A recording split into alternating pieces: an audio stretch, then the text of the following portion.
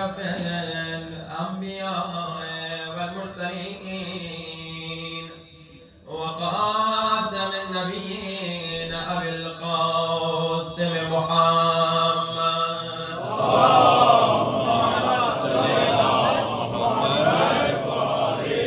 وآل الطيبين الطاهرين المعصومين. إلهي عظم البلاء وبرح الخفاء وانكشف الغطاء وانقطع الرجاء وضاقت الأرض ومنعت السماء وأنت المستعان وإليك المشتكى وعليك المعول في الشدة والرخاء.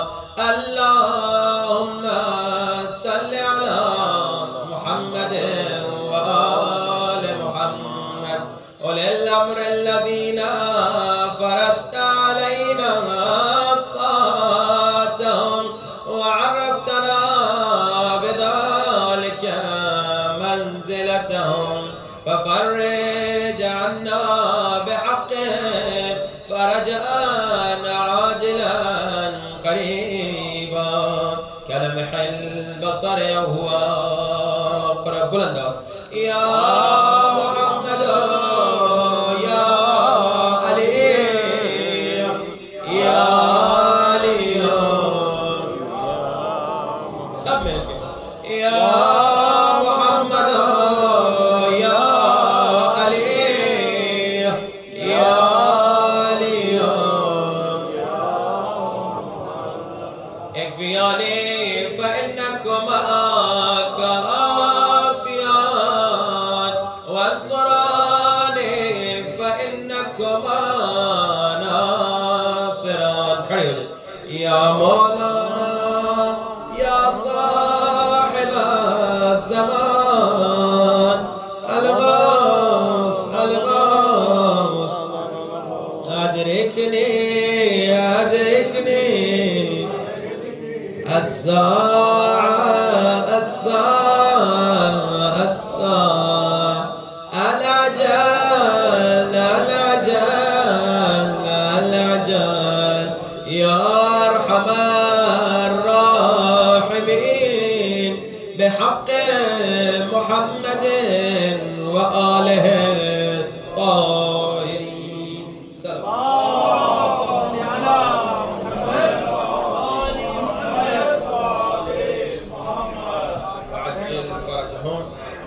Inshallah, a few minutes I'll be speaking English and then inshallah we'll switch into Urdu.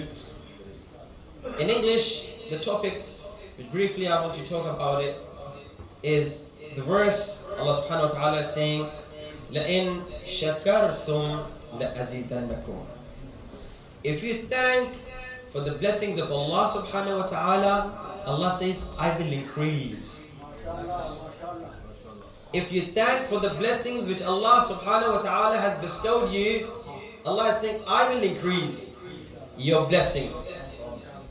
Now here, I want to start with this question. You young boys, the adults, men, women, anybody who's listening to today's program, how many times daily do we thank Allah subhanahu wa ta'ala?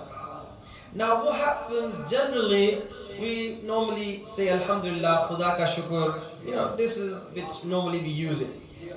But now, let's focus on each organ which Allah has given to us. How many times do you thank Allah for the eyes He gave you? Daily. How many times do you thank Allah subhanahu wa ta'ala for the tongue He gave you? For the ear He gave you? For the hands He gave you? For the legs He gave you?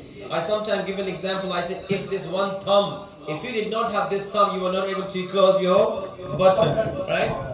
These are the blessings. We have so many blessings, but we don't think about those blessings, and this is why we don't thank. Not only this, rather sometimes some people, they say, oh, Allah did not give this to me, Allah did not give that to me. I remember once I was in Qom, in the city of Qom, was going to Masjid al-Quran.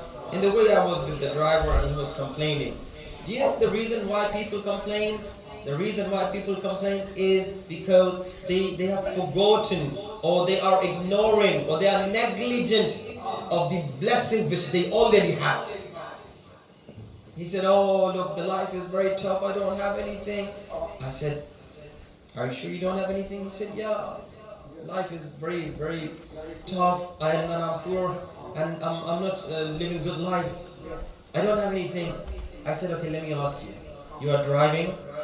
So if somebody gives you $1 million and he says, give me one hand of yours, will you give? He said, then how can I drive? Then I'll not be able to drive. Then I kept asking, if somebody says, I'll give you 2 million, give me 2 hands.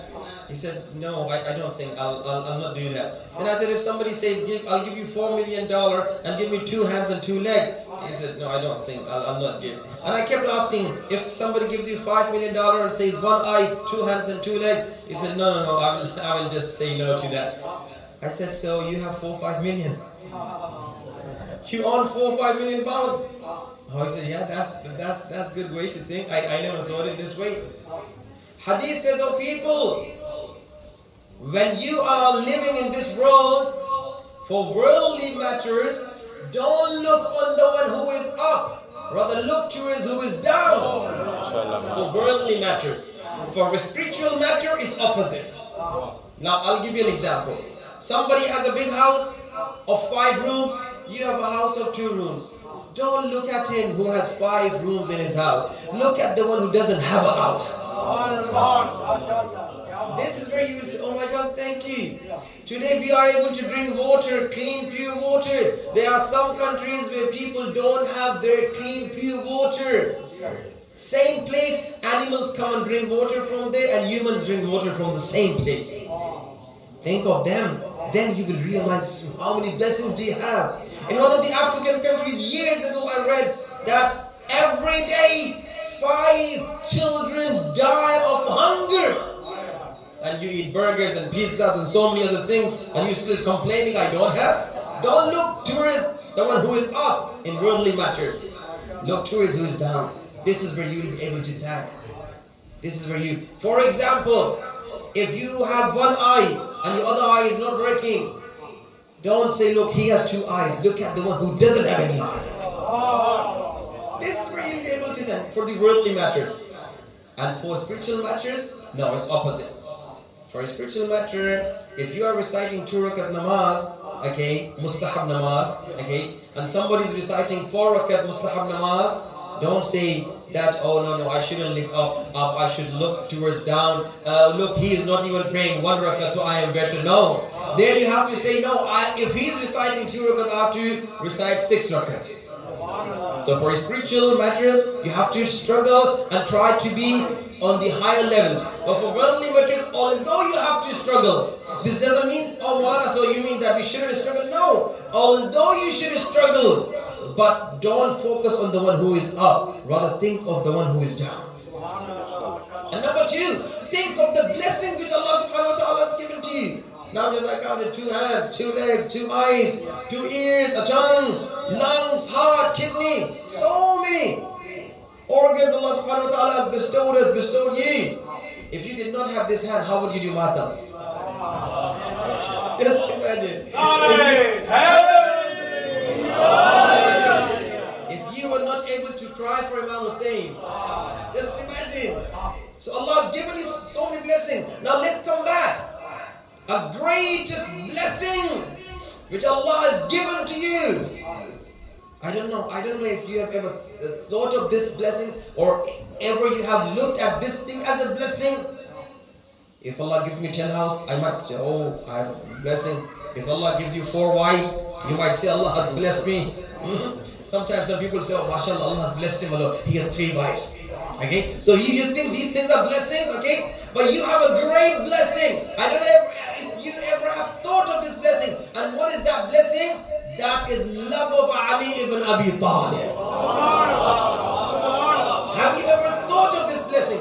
Even if I was blind, even if I had no legs, even if I had no hands, even if I had no tongue, even if I did not have anything, if only I had love of Ali ibn Abi Talib in my heart, I am the richest person of universe.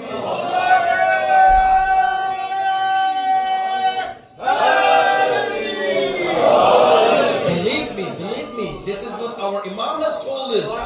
Once a man came to Imam Ali ibn Abi Talib alayhi salam and he said, "Oh my master, I am poor. Give me a prescription, do dua for me and give some money to me." Imam gave him a prescription, and inshallah if I remember I'll give you a lovely prescription of Imam Ali. Inshallah if you had any financial problem, this prescription, if you were zeropati, it will make you crorepati. Believe me, this is a lovely prescription. If I remember at the end, inshallah, Urdu Majlis, just remind me if I forgot, so I could give you this prescription of Imam, inshallah. Imam gave him money, Imam gave him a prescription. Imam told him, "Come on, let me ask you a question. You're saying that you're poor?" "Yeah, Imam, I don't have money. I don't have enough amount of money to buy good things for myself or family, so I'm poor." Imam said, "Okay, let me ask you a question. If somebody gives you," now Imam gave the currency of that time, I'm just giving you the currency of today. So Imam asked him, if somebody, for example, gives you 1,000 pounds, and if he says, "Get this 1,000 pounds and leave love of Ali ibn Abi Talib." Imam said dirham and dinar. I'm giving you the example of pound, okay? Imam didn't say pound. There was no pound at that time, okay? So Imam said, if somebody gives you 1,000 dirham, 1,000 dinar, and he says, "Leave love of Ali ibn Abi Talib," what will you do? Will you leave? He said, "No, I will reject money. I will not leave your love." Imam kept increasing. Imam said, if somebody gives you 100,000 dirham dinar, just imagine 100,000 pounds, and if he says, "Leave love of Ali ibn Abi Talib," will you leave? He said, "No, master. No compromise on your love. No, master. I will reject 100,000 pounds or dirham, dinar, rupiah, whatever. I will not leave your love." Imam kept increasing. Imam said, if somebody gives you 1 million dirham, dinar, okay, and just imagine somebody offers you 1 million pounds, and he says, "This is yours. Just leave love of Ali." What will you do? He said, "Oh Imam, I will reject 1 million. I will not leave your love." Now Imam said, if somebody gives you the whole world, the gold of the world, the diamonds of the world, the jewelry of the world, whatever is in the world, if he gives it to you and says, "Take it and leave love of Ali ibn Abi Talib," what will you do? He said, "Oh my master, I will reject the world and whatever in the world, but I will never leave your love."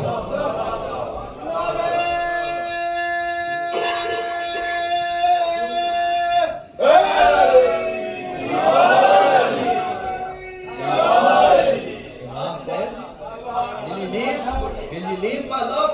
He said, "No, master. How can I leave your love? How can one leave love of Ali ibn Abi Talib? Ali ibn Abi Talib, who is king of the skies, who is Allah's looking eyes, who is entire faith, who is knowledge gave, who is prophet's protector, who is a way to creator. Who can leave Ali ibn Abi Talib?"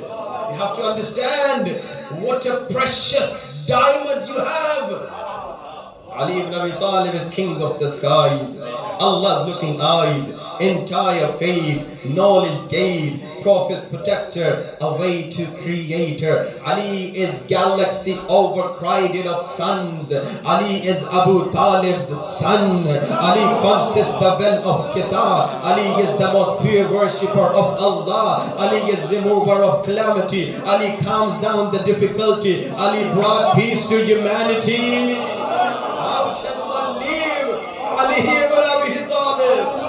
Now here Imam said, you were saying I am poor, you were saying I am needy. Now that you have discovered, now tell me, are you poor? He said, no master, I am not poor anymore. You have so many blessings. As I said, one of the greatest blessings is love of Ahlul Bayt. Believe me, this love of Ahlul Bayt will save you from problems. I remember in 2008, there was a very dangerous financial crisis in Canada. And a moment came to me, it was during Muharram time. He said, the moment says to me, he said, Maulana, me and my colleague, we were on the same stage in our factory company, in our job, and we both lost our job because of the financial crisis. We both were fired, and that Canadian or English or whoever, non-Muslim, he committed suicide. Because he thought that when he lost such a good job, he doesn't have anything to do. He didn't think that I was zero one day. I reached to this level, I can come back again to this high level.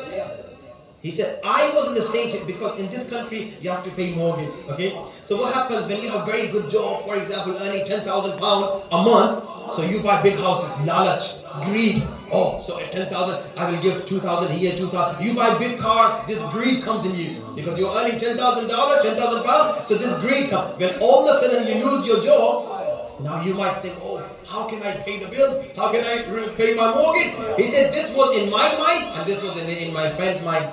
He said, Maulana, he committed suicide, and it was Muharram time. I was in full pressure. I was really stressed. He said, I came to Majlis of Imam Hussein. It was 1st of Muharram. When I heard the Masa'ib of Imam Hussein, I started crying, and this crying on Hussein gave me peace. It gave me peace. And I started thinking, when Imam Hussein went through so many problems, my problem is nothing. So Ahlul Bayt are blessing. They will save you. They are saviors of humanity. If you are connected with them, this is where you will be achieving benefit from Ahlul Bayt. This is the blessing of Allah subhanahu wa ta'ala on you. Of course, Ali ibn Abi Talib is blessing for everybody, not only for Shi'as. Imam Ali is not only ours, but at least we are blessed that we know Imam Ali ibn Abi Talib. We have the ma'rifat of Ali ibn Abi Talib. The Christians, the Jews, the non-Muslims, the Hindus, they might not know him. So it's a great blessing. When you are ill, for example, you have a lungs problem, for example, you have a heart problem, for example, you have an eye problem, and you know the best doctor, best specialist of that problem. Many others might have the same problem, but they might not know the specialist. But you are lucky that you know the specialist. You know who is Mushkil Kusha. This is the blessing. But now, sometimes many people, they don't assume it as a blessing. They just think, oh, it's a normal thing. Believe me, if people assume Ali ibn Abi Talib and Ahlul Bayt as a blessing, they would never miss any program. These programs are blessing. The programs of Ahlul Bayt, when you sit in the majalis of Ahlul Bayt, these are blessings. So you have to try to understand what a great blessing. Now I want to ask another question. Yesterday, mashallah, you had Jashan of Imam Ali, and every 13th of Rajab you do Jashan of Mawla Ali. My question, on Eid al-Ghadir you do Jashan of Mawla Ali. So many programs about Imam Ali. How many of you ever have thanked Allah for this blessing? Or let me make it harder. How many of you have recited 2 rakat namaz shukr, saying, oh my God, thank you that you have made me Shia Ali? I don't know. If you haven't, when you go back tonight, inshallah, just 2 rakat namaz. Oh my God, thank you that you have made me Shia. La in shakartum la azidannakum. If you thank me, I will increase the ni'mah. If you thank for the blessing of love of Ali ibn Abi Talib, Allah will increase the love. One lovely point, and then we will switch into Urdu, inshallah. Thanking on the blessing, as I said, in worldly matters, people, why they get stressed? What is the reason of stress? What is the reason of tension? What is the reason of depression? Why people sometimes use medicines because of this stress and depression and tension? Why? Because what happens normally in worldly matter, we just look upwards. He has big house, he has big car. As I said, you have to struggle. Islam is not stopping you from struggling. But when you keep looking, oh, especially ladies, oh, I went to my friend's house, she has a big TV, 50-inch TV. Why we don't have? Oh, they've bought new sofa set. Why we don't have? So this stress comes in life. And then they transfer this stress to their husbands. Work more, work harder. I want that sofa. I want that TV. I want that big luxury car. So this stress comes because we just look upwards. We never look downwards. So many of our relatives, our friends maybe who are living in Pakistan, they are having a very, very bad life. We are not looking at them. That's why we are not thankful. Now, a lovely prescription. How to avoid tension, stress and depression. A doctor, Mu'min Hakim in Toronto, he told me, Maulana, a lovely prescription, give it to Mu'mineen, share it with Mu'mineen. If you have tension, if you have stress, if you are in depression, a very lovely prescription. No need to use medicines. What should we do? He said, Maulana, ask the mu'mineen every day, pick up a paper and pen, write 5 blessings which Allah has given to them up to 90 days. Every day, 5 blessings, write down. Morning when you get up, write 5 blessings Allah gave me. For example, kids. Many people don't have children. Allah gave me wife. Many people are crying. They are not able to get married. They are bachelor and they are begging, Maulana, do dua for us that Allah gives us a good wife. Allah gave me wife. Write down. Allah, mashallah, gave me a healthy life. Many people, they are ill. Allah, mashallah, gave me eyes to see. So many blessings. When you start thinking, a man came, he said, Maulana, 90 days, 3 months, every day 5 blessings. I'm not that blessed, I think. I don't have so many blessings. I said, go on Google. Only this eye. How many diseases of eye do exist in this world? How many diseases of ear do exist in this world? How many diseases of mouth do exist in this world? How many diseases of teeth do exist in this world?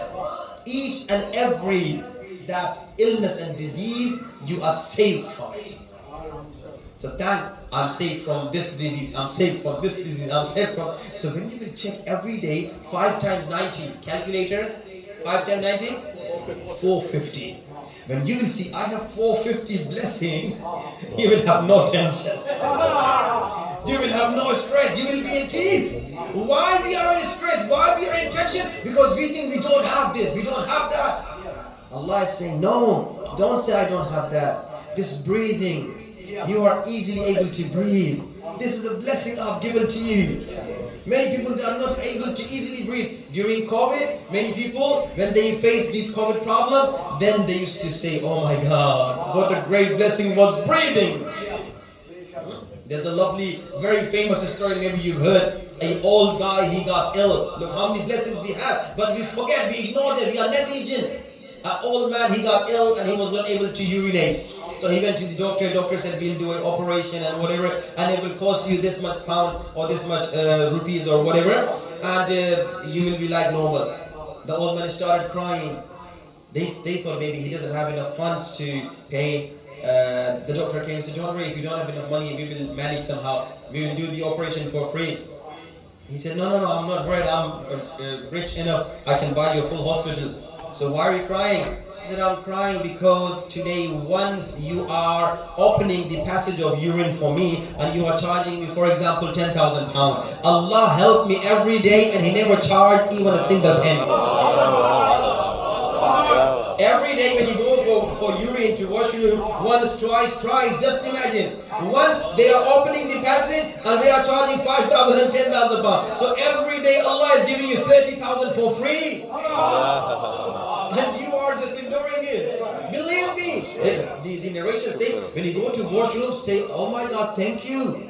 If this doesn't come out, what will happen to me? Just imagine of those people who have these problems. Allahu Akbar. So keep thanking Allah subhanahu wa ta'ala for all the blessings which Allah subhanahu wa ta'ala has bestowed you, especially the love of Ali ibn Abi Talib.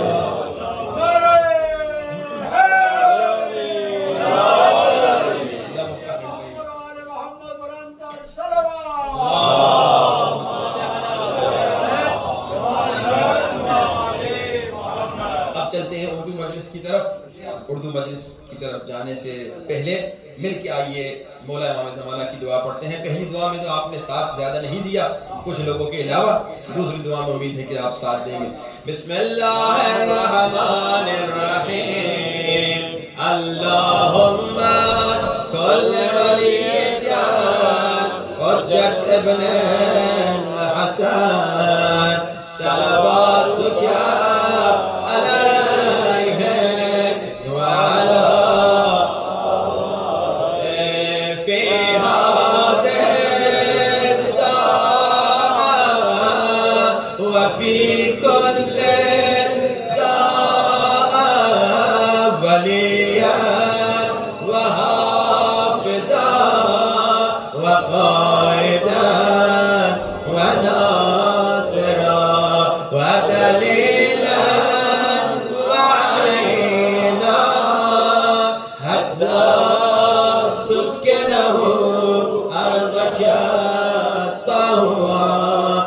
وتمتعه بها طويلا برحمتك يا ارحم الراحمين. بلند صلوات. صلی علی محمد وبعد فقد قال الله تبارك وتعالى في كتابه المجيد بسم الله الرحمن الرحيم وكل شيء احصيناه في امام مبين. بلند صلوات. صلی علی محمد اذان واجب الاحترام خالق کائنات ارشاد فرما رہا ہے کہ لوگوں ہم نے ہر چیز کا علم امام مبین کو عطا کر دیا ہے. دنیا کا علم چاہتے ہو تو امام مبین کے در پہ آؤ، آخرت کا علم چاہتے ہو تو امام مبین کے در پہ آؤ. اگر میں آسان جملہ کر کے کہوں، گویا اللہ نے کہا اگر طالب علم ہو تو بھٹک رہے ہو کہاں، ادھر ادھر عاقبت گری کے لیے علی کا در ہی کافی ہے رہبری کے لیے.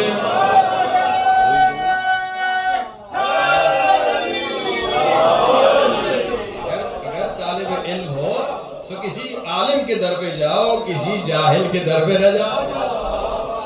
اذان محترم بس اسی لیے تاریخ میں ملتا ہے کہ رسول خدا کے بعد مدینے میں جب کوئی نیا آدمی مدینے آتا تھا اور مدینے کے عالم اور جاہل کی پہچان ابھی اسے نہیں ہوئی تھی. نیا آدمی ہو، میں نیا آپ کی گلاسگو میں آیا ہوں، مجھے کیا پتا کون پڑھا لکھا کون جاہل، مجھے جو بھی کہہ دے یہ پڑھا لکھا ہے تو میں اس کے پاس شاید پہلے چلا جاؤں. جو نیا جو مدینے میں آتا تھا رسول کے بعد، جب اسے معلوم نہیں تھا اس شہر کا عالم کون ہے، اس شہر کا جاہل کون ہے، تو ابتدا میں وہ غلط ایڈریس پر ضرور جاتا تھا مگر آخر میں در علی پہ ضرور آتا تھا.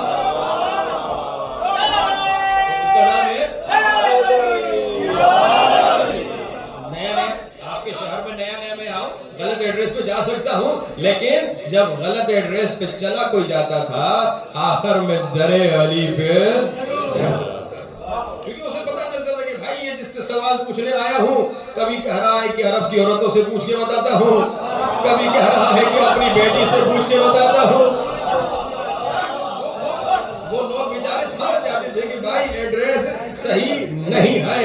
اچھا، اور سارے مدینے کے صحابی، رسول کے صحابی، جلیل القدر صحابی، جب بھی انہیں سوال ہوتا تھا تفسیر قرآن کا، حدیث نبی کا، ورثے کا مسئلہ ہو، کوئی اور پرابلم ہو، جب بھی کسی صحابی کو کوئی پرابلم ہوتی تھی تو وہ کہتا تھا یا علی اس مسئلے کا حل بتا دیجئے، یا علی اس آیت کی تفسیر بتا دیجئے، یا علی اس حدیث کی ایکسپلینیشن عطا کیجئے. عزیزان محترم ایک جملہ ہدیہ کروں کہ بھائی سارے صحابی کہہ رہے ہیں یا علی یا علی یا علی، کوئی بدعت کا فتویٰ نہیں لگا رہا. ہم کہیں یا علی تو بدعت کے فتوے آ جائیں.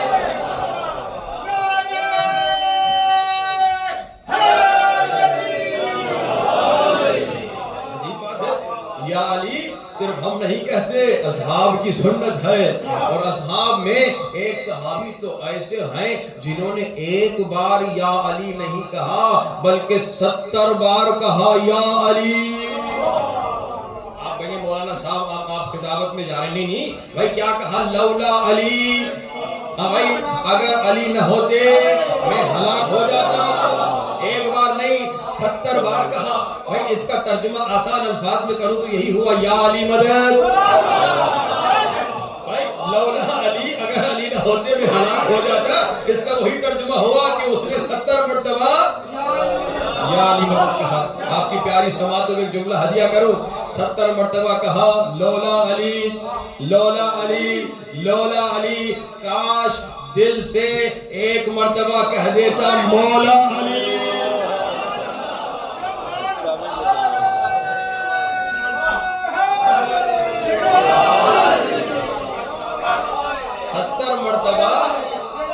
70 مرتبہ اچھا میں نے دل سے کیوں کہا؟ کیونکہ جب غدیر خم میں اعلان غدیر ہوا، اللہ کے رسول نے علی کے ہاتھوں کو بلند کر کے کہا جس جس کا میں مولا اس کا علی مولا.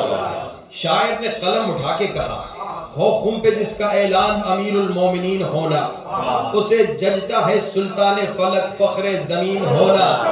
بشر تو کیا فرشتے ہی دل میں کہہ اٹھے علی کو زیب دیتا ہے نبی کا جانشین ہو.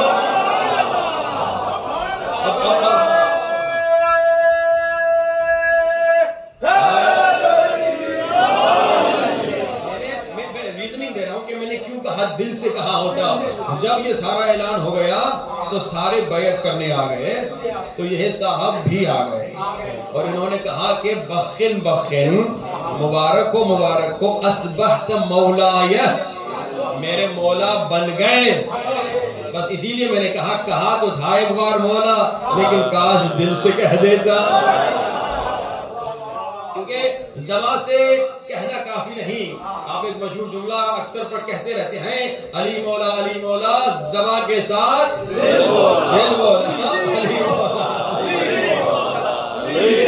علی زبان سے کہنا کافی نہیں. واپس چلتے اگر علم چاہتے ہو تو اللہ فرما رہا ہے وَكُلَّ شَيْءٍ أَحْصَيْنَاهُ فِي إِمَامٍ مبین.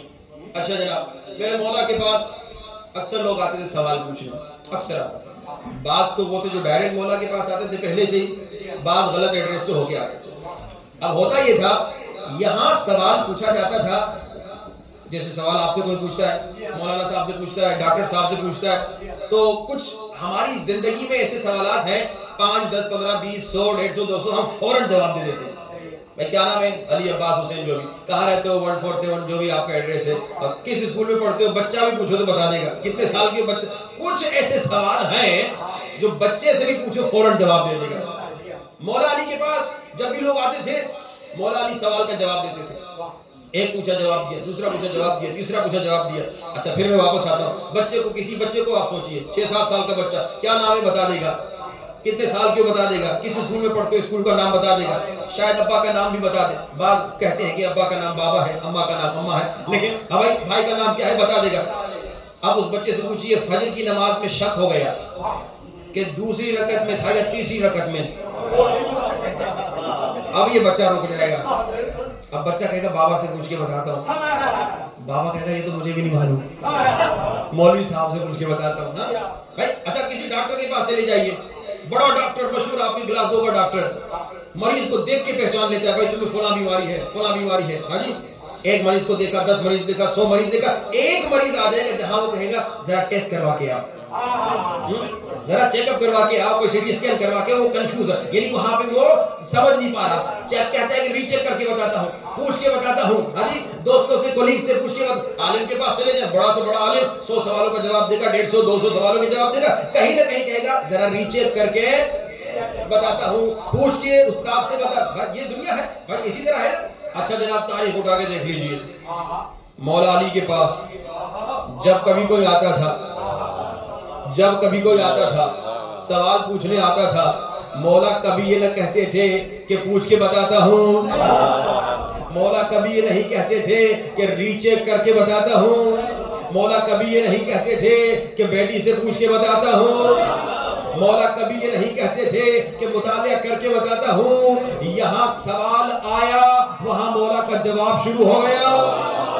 اچھا صرف یہ نہیں بلکہ تاریخ بتاتی ہے لوگ مولا علی کے در پہ آتے تھے, کہتے تھے یا علی سوال ہم پوچھیں گے, آپ سوال سنیں گے, اگر جواب صحیح دیں گے ہم مسلمان ہو جائیں گے. مولا علی کہتے ہیں سوال بھی خود پوچھو گے یا میں علی بتا دوں.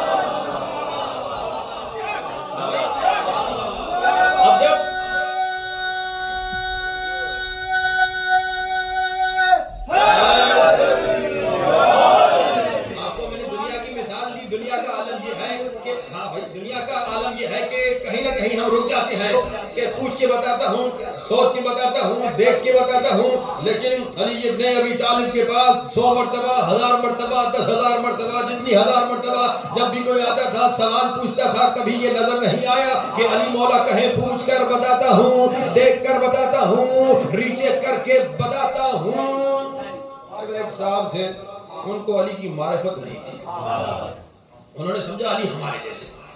تو انہوں نے علی مولا کو مشورہ دیا, کہا کہ قبلہ اچھی گل ہے کہ تسی فوراً جواب دے دیو, لیکن قبلہ وہ تھوڑا سا سوچ کے, تھوڑا ری چیک کر کے. اب اس کا عالم یہ تھا کہ کوئی خاتون آ کے فارسی میں سوال پوچھے تو مترجم تلاش کرتا تھا. وہ اپنے مطابق بیچارہ گفتگو کر رہا تھا. کہا جی قبلہ تھوڑا سا سوچ لیا کرے, کہا جی تھوڑا سا دیکھ کے بتا دیا کرے. اب کہتے ہیں کہ عقل مند انسان, کمال عقل مندی کا یہ ہے کہ انسان سے اس کی عقل کے مطابق بات کرے. ایسے ہی آپ بچے سے پی ایچ ڈی کی بات نہیں کریں گے.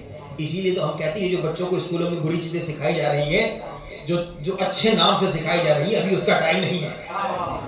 ہر چیز ٹائم پہ ہونی چاہیے بھائی. عقل مندی کا تقاضا یہ ہے کہ انسان کو جب بھی کچھ سمجھاؤ تو ایسی مثال دو اس کی عقل اسے ہضم کر لے.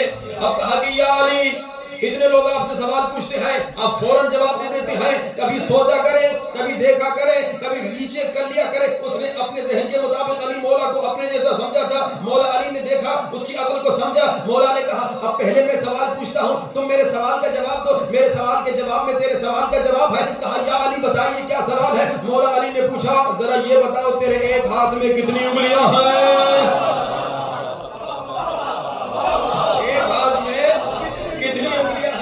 اچھا اس نے گنا نہیں, 1 2 3 4 5, گننے کا تو ہم کہتے پنجتنی بن گیا.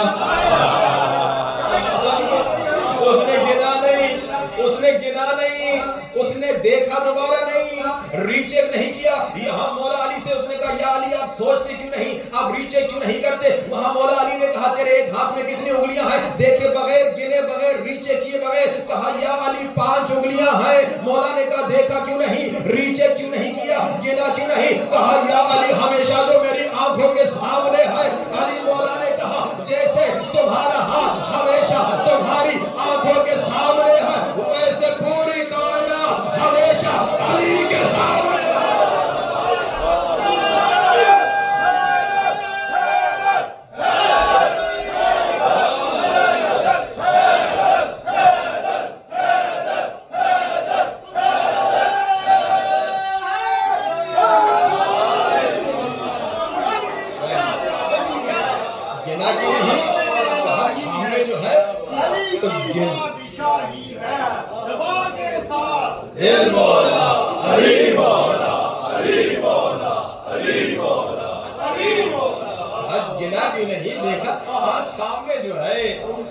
جیسے تیرا ہاتھ تیرے سامنے ویسے پوری کائنات علی. کل شیء احصیناہ فی امام مبین. اب علمی گفتگو تھوڑی دیر کرنی ہے. علم کے سائے میں علی مولا کا علم بانٹنا ہے, کیونکہ ہم جو باب العلم کے ماننے والے ہیں. تو علمی گفتگو, جب علمی گفتگو ہوگی تو ہمارے جوان ہمیشہ آگے رہیں گے. علم میں ہمیشہ ہمیں آگے رکھنا ہے. اب آئیے علمی گفتگو اپنے بھائیوں سے کرنی ہے. ہمارے بعض بھائی کہتے ہیں کہ جناب یہ شیعہ جو ہے نا ان میں حافظ قرآن نہیں ہوتے. ہاں جی یہ ہوتا ہے, اعتراض کرتے ہیں. اب تھوڑا علمی گفتگو, کچھ علمی سوالات ہم پوچھیں گے. کہتے ہیں کہ شیعوں میں حافظ قرآن نہیں ہوتے. میرے ساتھ مناظرہ ہو گیا تھا, ایک اہل سنت کا بھائی آیا, اس نے آتے ہی مجھ سے سوال پوچھا قبلہ آپ حافظ قرآن ہیں. تو میں نے جو سوال ابھی آپ سے پوچھنے والا وہی اس سے پوچھا. استغفر اللہ کہتا ہوا آگے نکل گیا. میں نے کوئی بری بات نہیں کہی, میں نے کوئی خدا نہ خواستہ بدتمیزی نہیں کی, کیونکہ ہمارا مذہب ہی یہی ہے, کہتے ہیں پیار اور محبت سے گفتگو کرو, اخلاق سے گفتگو کرو. ہم بدتمیزی سے گفتگو نہیں کرتے, ہم نہ گالی دیتے ہیں, ہم نہ برا بھلا کہتے ہیں, ہم ادب سے بات کرتے ہیں. کہا کہ شیعوں میں حافظ قرآن نہیں ہوتے. میں نے کہا قبلہ پہلی بات تو یہ کہ بہت زیادہ ہیں ماشاءاللہ, آج کے بہت زیادہ حافظ قرآن ہیں. اسلام آباد میں, لاہور میں, ایران میں شیعہ بچے حافظ قرآن ہیں. لیکن چلو اس کو چھوڑتے ہیں, تھوڑی دیر کے لیے ایک سوال ہے, علمی سوال.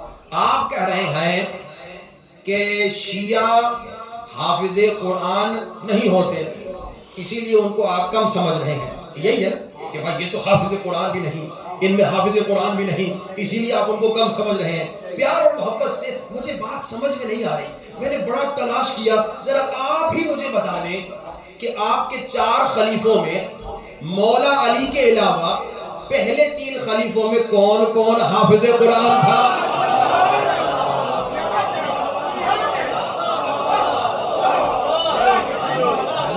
مجھے نہیں معلوم، میں نے ذرا تلاش کیا، میں نے کھنگالا، مجھے سمجھ میں نہیں آیا۔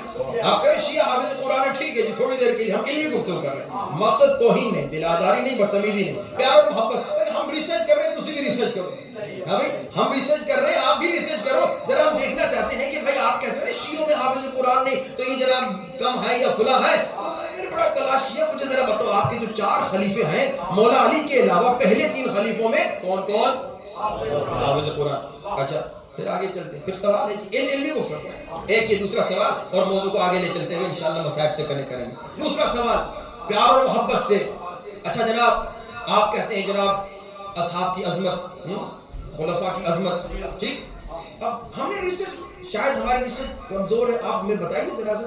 ہم نے دیکھا کہ مولا علی کے لیے آسمان سے ذوالفقار نازل ہوئی، مولا علی کے لیے جنت سے ذوالفقار نازل ہوئی، حسن و حسین کے لیے جنت سے جبریل کپڑے لے کر آئے، بی بی فاطمہ زہرا کے لیے جنت سے فرشتے آئے اور جھولے دینے لگے ان کے بچوں کو، بی بی فاطمہ کے لیے انار نازل ہوئے جنت سے۔ اب ان کی تاریخ بتاتی ہے کہ بھائی بی بی کے لیے انار نازل ہوئے، مولا علی کے لیے تلوار نازل ہوئی، حسنین کے لیے کپڑے نازل ہوئے۔ مجھے نہیں معلوم، آپ ہی بتا دیجئے کہ آپ کے جو پہلے 3 خلیفہ ہیں ان کے لیے جنت سے کیا کیا نازل ہوا؟ ہمیں نہیں معلوم، علمی گفتگو ہوگی تو پیار اور محبت سے ہم بہت ساروں کو تبدیل کر سکتے ہیں، بہت ساروں کو ہدایت دے سکتے ہیں۔ تو تقریباً 100 سے زیادہ سوالات ہیں اہل سنت سے اس طرح کے، تو میں نے 2 سنائے آپ کو۔ اگر کوئی ان سوالات کو ہمارا سنی بھائی سن لے، پڑھ لے، تو اگر شیعہ نہ ہو تو اتنا سمجھ جائے گا کہ شیعہ حق پر ہے۔ اپنا علم بڑھائیں، علمی معیار بڑھائیں، علمی گفتگو کریں، علمی سوالات پوچھیں، انشاءاللہ ایسا دن آ جائے، ابھی ہم نیچے گفتگو کر رہے تھے، ایسا دن آ جائے کہ کوئی نیا انسان جب گلاسگو میں آئے اور پوچھے یہاں کا سب سے بڑا ڈاکٹر کون، تو کہے علی، یعنی شیعہ۔ اگر تو کہے یہاں کا سب سے بڑا انجینئر کون، تو کہے حسین۔ اگر تو کہے یہاں کا یونیورسٹی کا سب سے بڑا پروفیسر کون، تو کہے عباس۔ یعنی یہ ہمارا علمی معیار ہو کہ کوئی نیا آدمی گلاسگو میں آئے تو جب وہ پوچھے یہاں کے بڑے پڑھے لکھے کون ہیں، پڑھی لکھی کمیونٹی کون ہے، تو وہ کہیں شیعہ علی۔ اور یہ کب ہوگا؟ یہ تب ہوگا جب آپ کے اپنے اسکول ہوں گے۔ میں نے نیچے پوچھا تھا کہ بھئی آپ کے کتنے اسکول ہیں؟ کہا مولانا اسکول تو کوئی نہیں۔ یہودیوں کے اپنے اسکول ہوتے ہیں، وہ اپنے بچوں کو اپنے اسکولوں میں بھیجتے ہیں، اور ہم شیعوں کی تعداد بھی بہت مالی لحاظ سے بھی مضبوط ہے۔ کیا اس شیعہ کو آپ غریب کہیں گے جو ایک مجلس پہ 3000 پاؤنڈ کا خرچہ کر لے؟ وہ غریب نہیں ہے جو ایک مجلس پہ 3000 پاؤنڈ خرچہ کرے، اس شیعہ میں بڑا پیسہ ہے۔ لیکن آئیے اسکول کے ذریعے سے، کیونکہ روایت میں ملتا ہے لوگوں اپنے بچوں کے دلوں میں عشق علی ڈالو۔ عشق علی کیسے کب سے جائے گا؟ بچپنے سے جائے گا۔ ایک تو گھروں میں ماؤں نے محنت کرنی ہے، اور دوسرا آپ لوگوں نے اسکول بنا کے کمیونٹی کے جتنے بزرگ ہیں علم کو آگے بڑھائیے۔ علم اہل بیت تبھی آگے بڑھے گا جب آپ کے بچے کے اندر معرفت و محبت و عشق اہل بیت آ جائے۔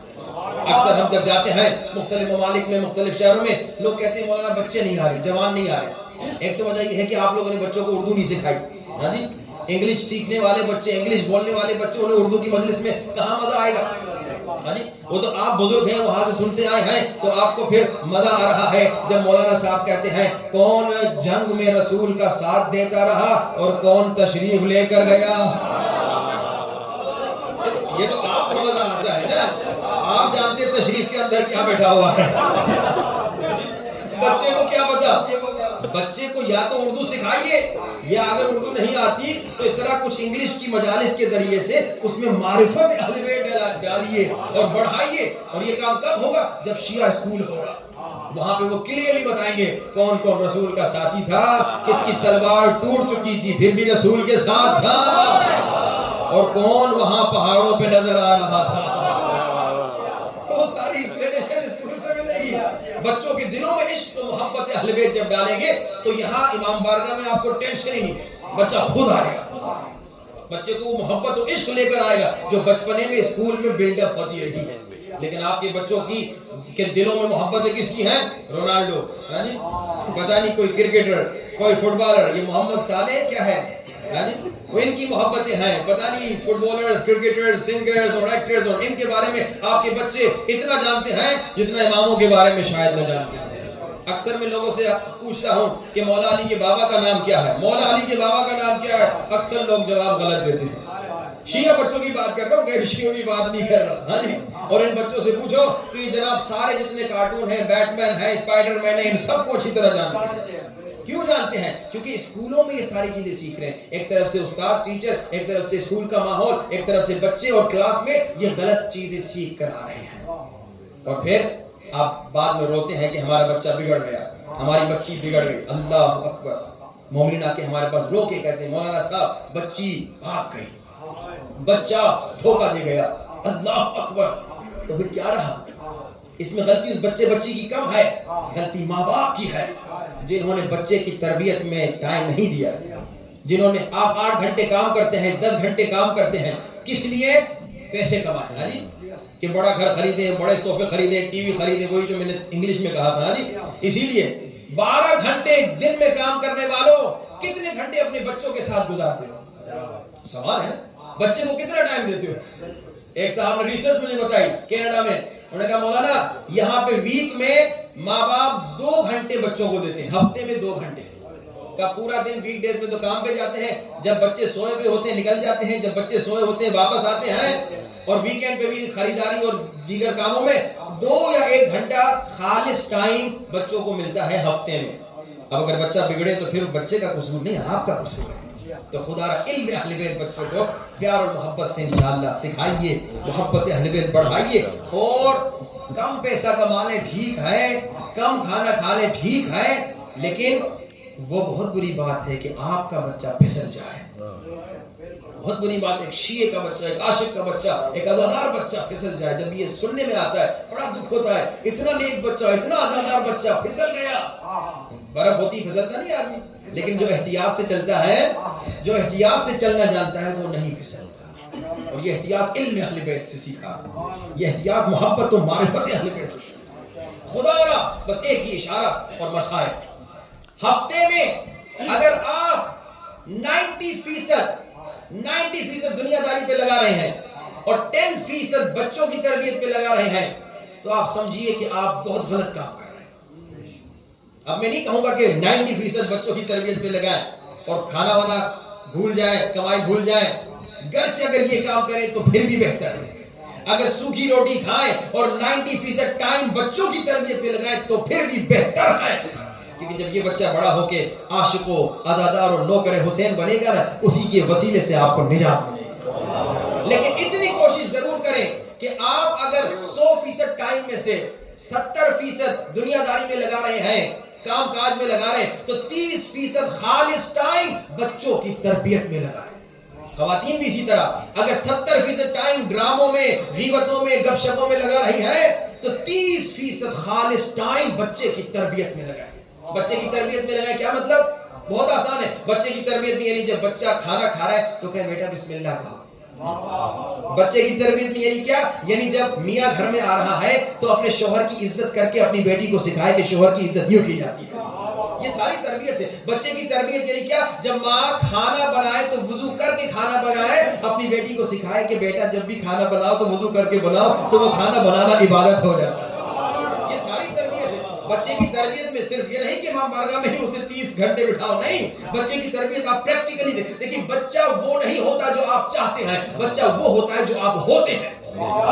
بچہ آپ کا عمل دیکھتا ہے۔ بچے کی تربیت اذان آ گئی فوراً اٹھ کے نماز پڑھو، بچہ خود نماز پڑھنا شروع ہو جائے گا۔ بچے کی تربیت ماں خود حجاب کرے، بچی خود حجاب کرنا شروع ہو جائے گی۔ یقیناً ساتھ میں تربیت میں ان کو عقلی دلائل بھی دینے ہیں، ان کو سمجھانا بھی ہے، لیکن پریکٹیکل تربیت کا سب سے بڑا اثر ہے جو کہ آپ اگر بچوں کو ٹائم دیں تو گھر میں 30% جو میں کہہ رہا ہوں کوئی اس کا مقصد یہ نہیں کہ 4-5 دن آپ سارے کام چھوڑ کے بچوں کے ساتھ مسجد امام بارگاہ بیٹھ جائیں، نہیں، وہ بھی ٹھیک ہے، اس کا اپنا ثواب اپنی جگہ پہ، لیکن عملی تربیت، پریکٹیکل تربیت اپنے بچوں کو سکھائیے کہ کس انداز سے زینب بنی جاتی ہے.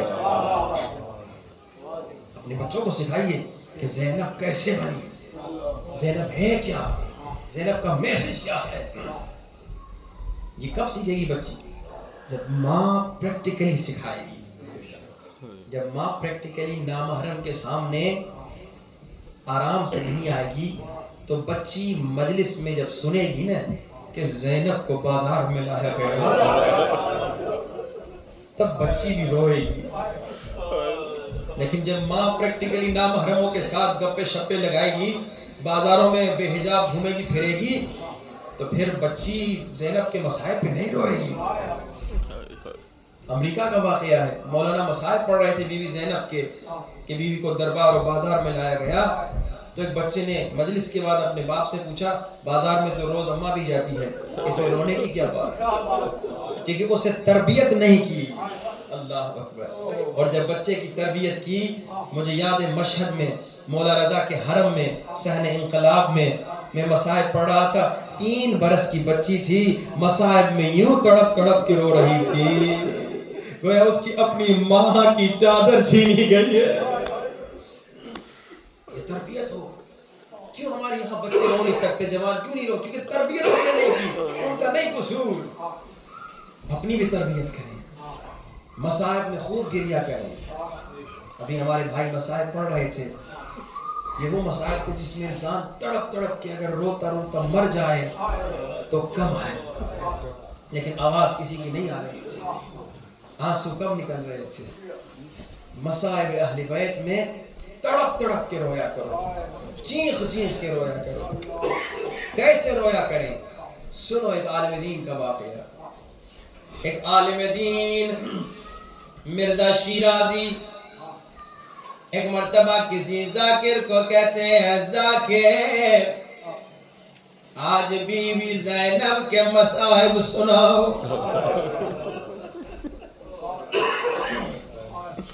حضرت ذاکر نے بیوی کے مصائب پڑھنا شروع کیا. ابھی پہلا جملہ کہا، ذاکر کی چیخ بلند ہوئی، عالم کی چیخ بلند ہوئی، عالم رو رو کے سر پیٹنے لگا. اللہ ابھی پہلا جملہ تھا، غور کرنا. جب معرفت ہو، جب محبت ہو، جب عشق ہو، جب مودت ہو، جب معرفت اپنے اعلیٰ درجے پہ ہو تو یہ حال ہوتا ہے. پھر رونے کے لیے مصائب پڑھنے کی ضرورت نہیں، پھر مولا کا نام ہی رلاتا ہے. اللہ. ہماری دادی مرحومہ قمائی تھی، فارسی انہیں نہیں آتی تھی. بی بی معصومہ کے حرم میں جب کبھی مصائب پڑے جاتے تھے چیخ چیخ کے روتی تھی. ہم چھوٹے تھے، ہم نے پوچھا دادی آپ کو تو فارسی نہیں آتے، آپ تڑپ تڑپ کے یوں روتی ہیں گویا آپ کو سمجھ آ رہی ہے. دادی نے کہا بیٹا مجھے فارسی نہیں آتے، مگر جب میں سنتی ہوں سکینہ سکینہ کا نام، زینب کا نام، عباس کا نام مجھے رلاتا. جب معرفت ہو یہ آدمی کرو. اب سنو معرفت. عالم دین نے کہا ذاکر بی بی زینب کے مصائب سنا. ذاکر نے پہلا جملہ کہا، جملے کو غور سے سننا، چیخیں بلند ہو جائیں گی. ذاکر نے پہلا جملہ کہا، عالم کی چیخیں بلند ہو گئی، سر پیٹنے لگے. آئے عالم نے اتنا گریہ کیا، روتے روتے بے ہوش ہو گئے. پہلے جملے پہ جملہ سنو گے غیرت مند چیخیں تمہاری بھی نکل آئیں گی. وہ جملہ جس نے عالم کو اتنا رلایا کہ عالم بے ہوش ہو گیا. ذاکر نے کہا لوگ دخلت زینب علی ابن زیاد، او غیرت مند زینب کو ابن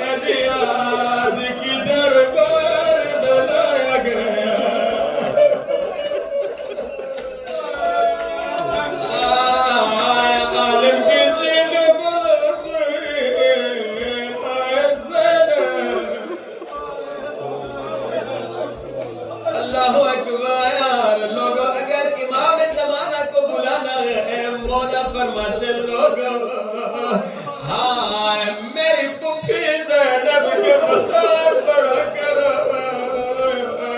میں ضرور آؤں گا. اگر مولا کو بلانا ہے اپنے آنسوؤں سے مولا کو بلانا.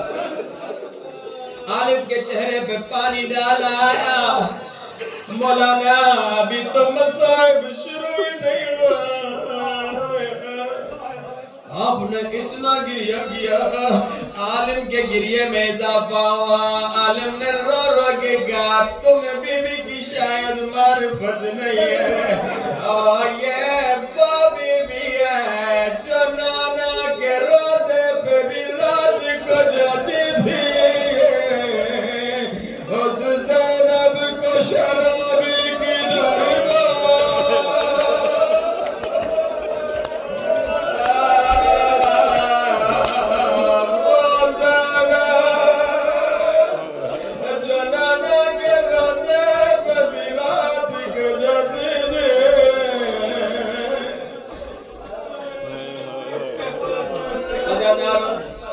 ایک فارسی کا نوحہ سنانا چاہتا ہوں. ترجمہ بھی سناؤں گا غور سے سننا چیخ بلند ہو جائے گی. شاعر نے فارسی نوح خان نے نوحہ لکھا جب ظالم بی بی زینب کو بازار کوفہ لے جا رہے تھے. اللہ اکبر. عجیب امتحان ہے عجیب امتحان. عزادارو بی بی زینب پہلی مرتبہ کوفہ نہیں آئی. اس سے پہلے ایک بار بابا کے زمانے میں بھی آئی. انداز سنو گے جب بابا کے زمانے میں آئی تھی نا بی بی کے سر پہ چادر تھی. بی بی محمل میں تھی. ایک طرف حسن ایک طرف حسین. آگے آگے عباس کوئی اپنے گھر سے نہ نکل نہ پائے. زینب کا قافلہ عزادارو بابا علی کے زمانے میں جب بی بی زینب کوفے کے دروازے پہ آئی تھی. سنو غور سے عزادارو دن کا وقت تھا. بی بی چادر میں بی بی محمل میں ساتھ حسن حسین عباس سارے بھائی. بابا علی سے پوچھا گیا بابا علی حکم کیا ہے؟ بہن چادر میں ہے بہن محمل میں ہے کیا بہن کو دل کی روشنی میں گھر کی طرف لے کر آئے. علی کی غیرت سنا گے. علی مولا نے کہا شہزادو دن کو زینب کو نہ لانا. رات ہونے کا انتظار کرو پھر زینب کو لانا. غیرت مندو ذرا سوچو ہائے دوسرے علی کے دل پہ کیا گزری ہوگی جب دوبارہ بی بی زینب کوفے کے دروازے پہ آئے اور سر پہ چادر نہیں. بی بی محمل میں نہیں ہے نہ حسن ہے نہ حسین ہے نہ عباس ہے. اور سنو کہ بی بی کا قافلہ کوفے کے دروازے کب پہنچا تھا؟ ہائے بی بی کا قافلہ رات کو کوفے کے دروازے پہ پہنچا تھا. عمر ابن سعد نے ابن زیاد سے پوچھا ابن زیاد کیا سادات کا قافلہ لے کر آئے ہیں؟ ابن زیاد نے کہا نئے دن ہونے کا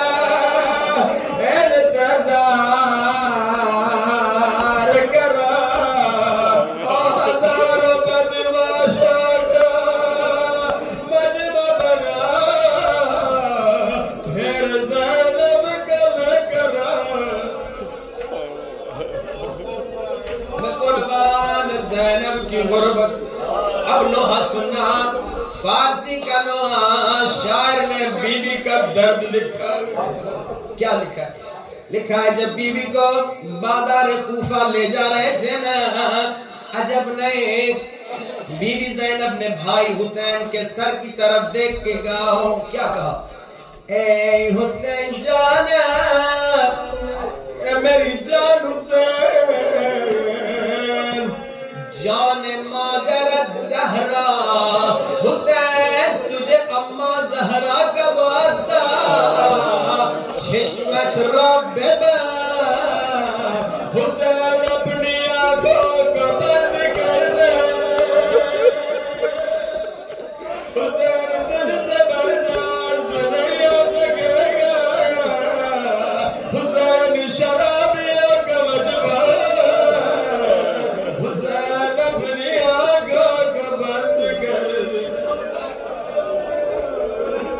اب وجہ سننا اے حسین جانا چشمت را ببند حسین میرے بھائی اپنی آنکھوں کو بند کر دے کیوں کیونکہ خواہری کے اورا ندید نامہر حسین تیری وہ بہر جسے کبھی نامہر نہیں دیکھا شبرنی برد بازار اسی زینب کو شبر بازار لے جا رہا ہر بدمان اشارہ کر کے کہا دیکھو زینب دیکھو علی کی بیٹی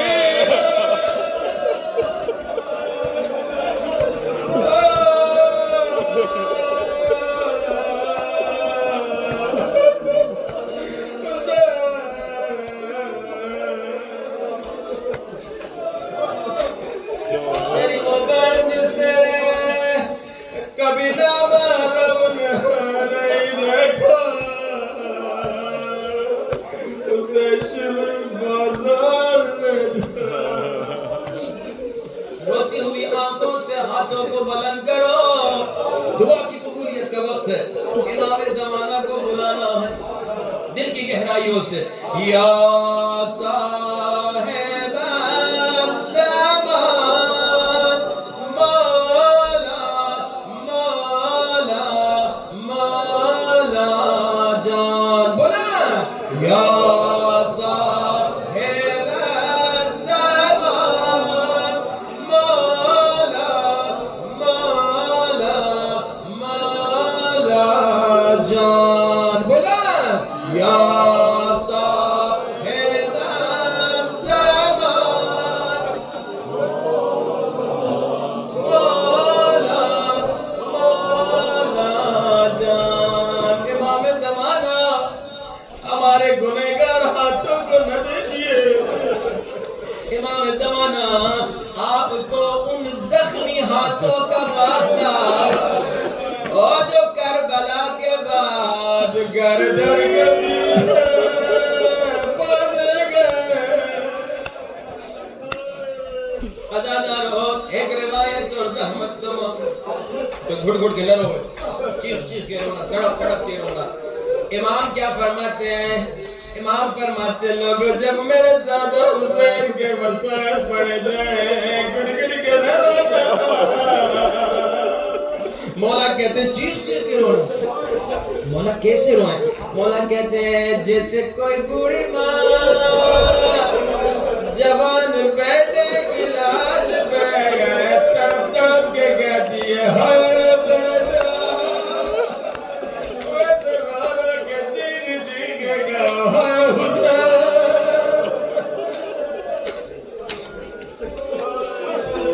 سادات کی غربت سنو بی بی زینب یہ قدارو ایک شاگرد نہیں ہے بڑے عرصے سے بی بی کی زیارت نہیں ہوئی ایک مرتبہ بی بی کی شاگردنی نے ایک منت مانے کہ خدایا مجھے اپنی آقا زادی کی زیارت کرا دے میں منت مانتی ہوں تب تک روٹیاں بانٹوں گی جب تک مجھے آقا زادی کی زیارت نہ ہو جائے صدقے کی روٹیاں غریبوں میں یتیموں میں بانٹتی رہوں گی جب تک بی بی کی زیارت بی بی کی شاگرد ہر روز روٹیاں بنا کے اپنی نوکرانیوں کو روٹیاں دیتی تھی جاؤ کسی غریب کو کسی یتیم کو کسی قیدی کو دے کے آ جاؤ خواہش تھی بی بی کی پھر سے نوکرانیاں ہر روز روٹیاں اٹھاتی تھیں کسی غریب کو کسی یتیم کو کسی اسیر کو کسی قیدی کو دے کے آتی ایک مرتبہ بیوی کی شاگردنی کی نوکرانیاں روٹیاں لے کر گھر سے تو نکلیں گے مگر روٹیوں کے ساتھ واپس ہو گئی بیوی کی شاگردنی نے پوچھا نوکرانیاں کیا آج تمہیں کئی قیدی یتیم مسکین اور اسیر نہیں ملا کیا کہا نوکرانیوں نوکرانیوں نے کہا آقا زادی آج تو ہم نے ایک قیدیوں کا ایسا قافلہ دیکھا جو کبھی نہیں دیکھا۔ کیسا قافلہ؟ ایسا قیدیوں کا قافلہ آیا جس میں عورتوں کے ہاتھ گردن کے پیچھے بندھے تھے، ایسا قافلہ جن کے مردوں کے سر کاٹ کے نیزے پہ رکھے تھے۔ اے آقا زادے اس قافلے میں ایک چھوٹی بچی ہم نے دیکھے اور جس کا کرتا جلا ہوا تھا، جس کے چہرے پہ کالے نیلے نشان تھے۔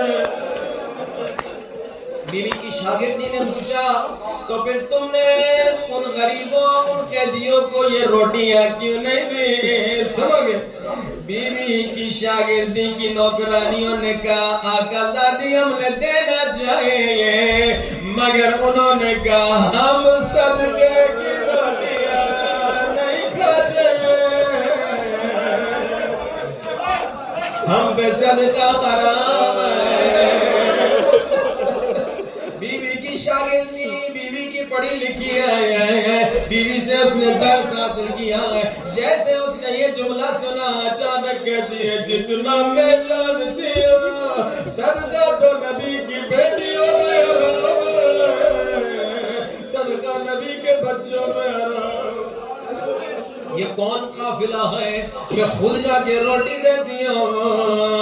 عزادارو بیوی کی شاگردی روٹیاں اٹھا کے سادات کے لٹے ہوئے قافلے کے سامنے آتی ہے، پوچھتی ہے قیدی بیویوں تمہاری سردار کون ہے؟ بیویاں بی بی زینب کی طرف اشارہ کرتی ہے۔ اب عزادارو بیوی کی شاگردی ہے، بیوی کی شاگردی بیوی کے سامنے کھڑی ہے، مگر بی بی زینب کو نہیں بھیجا۔ آگے پوچھتی ہے ایک قیدی بیوی بتا تو صدقے کی روٹیاں کیوں نہیں کھاتی؟ بی بی زینب نے کہا اے مومنہ پہلے تو بتا تو صدقے کی روٹیاں کیوں بانٹ رہی ہے؟ بیوی کی شاگردی نے کہا ہے قیدی بیوی میری ایک آقا زادی ہے جس کا نام بھی بازار میں نہیں لے سکتے۔ اے قیدی بیوی میں نے منت مانی ہے تب تک روٹیاں بانٹوں گی جب تک مجھے آقا زادی کی زیارت نہ ہو جائے۔ عزادارو بی بی زینب نے کہا ام حبیبہ روٹیاں دینا بند کر دے اور تیری منت پوری ہو گئی۔ آنا زینب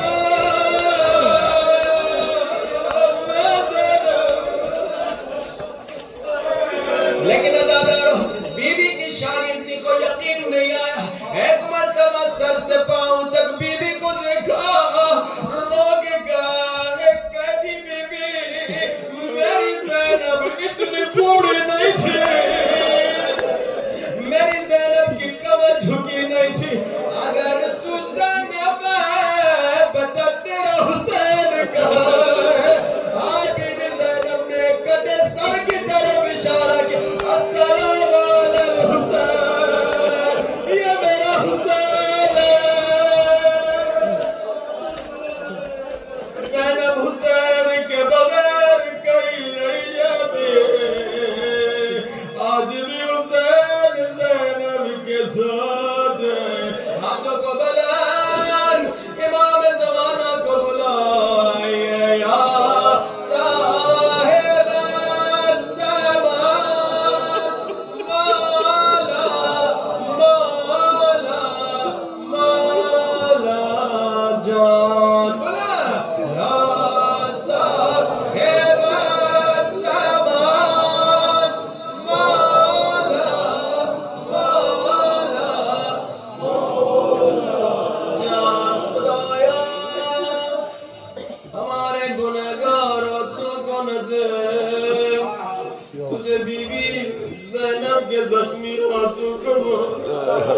ایسی دعا ہو، دعا کی قبولیت کے واسطے کیا دعا کر؟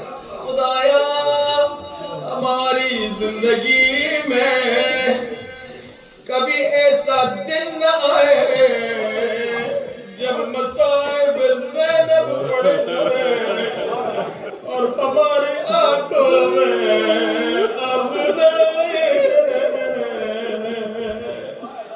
خدایا مرتے دم تک ہمیں غم حسین میں رونے کی اجازت نصیب فرما۔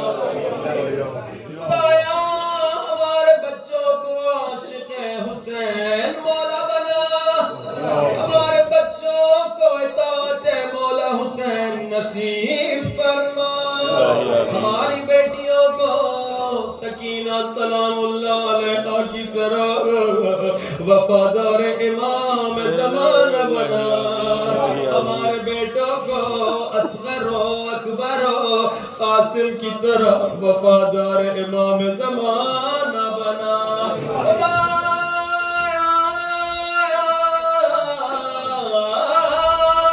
ہم سب کو امام زمانہ کی زیارت نصیب فرما۔ خدایا ہم سب کو امام زمانہ کی اطاعت نصیب فرما۔ خدایا جو بیمار ہے اسے شفا نصیب فرما، جو بے اولاد ہے اسے اولاد نصیب فرما۔ خدایا علم میں ہمیں سب سے آگے جانے کی توفیق نصیب فرما۔